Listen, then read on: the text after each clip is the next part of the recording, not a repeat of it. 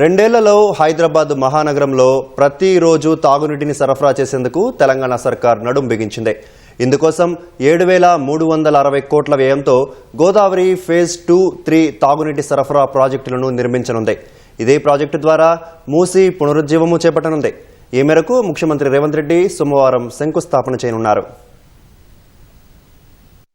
హైదరాబాద్ మహానగరంలో తాగునీటి ఎద్దడి తీర్చడం సహా మూసీ పునరుజ్జీవం కోసం చేపట్టనున్న గోదావరి తాగునీటి పథకం ఫేజ్ 2, ఫేజ్ 3 కు రేపు ముఖ్యమంత్రి రేవంత్ రెడ్డి శంకుస్థాపన చేయనున్నారు. ఉస్మాన్ సాగర్ వద్ద శంకుస్థాపనకు అధికారులు ఏర్పాట్లు పూర్తి చేశారు. 7,360 కోట్ల రూపాయల వ్యయంతో హైబ్రిడ్ యాన్యుటీ మోడల్ HAM కింద చేపట్టే ఈ ప్రాజెక్టుకు తెలంగాణ ప్రభుత్వం 40%, కాంట్రాక్టు సంస్థ 60% నిధులు వెచ్చించనున్నాయి. రెండేళ్లలో ఈ ప్రాజెక్టును పూర్తి చేయాలని ప్రభుత్వం నిర్ణయించింది. ఈ ప్రాజెక్టులో భాగంగా మల్లన్న సాగర్ రిజర్వాయర్ నుంచి 20 TMCల నీటిని తీసుకొచ్చి ఉస్మాన్ సాగర్, హిమాయత్ సాగర్ జలాశయాలను నింపుతారు. అలా నింపిన నీటిలో 2.5 TMCలను మూసీ పునరుజ్జీవనానికి కేటాయిస్తారు. మిగతా 17.50 TMCలను హైదరాబాద్ తాగునీటి అవసరాలకు వినియోగిస్తారు. నీటిని తరలించే మార్గంలో 7 చెరువులను నింపుతారు. 2027 డిసెంబర్ నాటికి హైదరాబాద్ తాగునీటి అవసరాలు తీర్చేందుకు ప్రతిరోజు నల్లా నీటిని సరఫరా చేసేందుకు ప్రభుత్వం ఈ ప్రాజెక్టును లక్ష్యంగా ఎంచుకుంది. అలాగే ORR ఫేజ్ 2 లో భాగంగా GHMC, ORR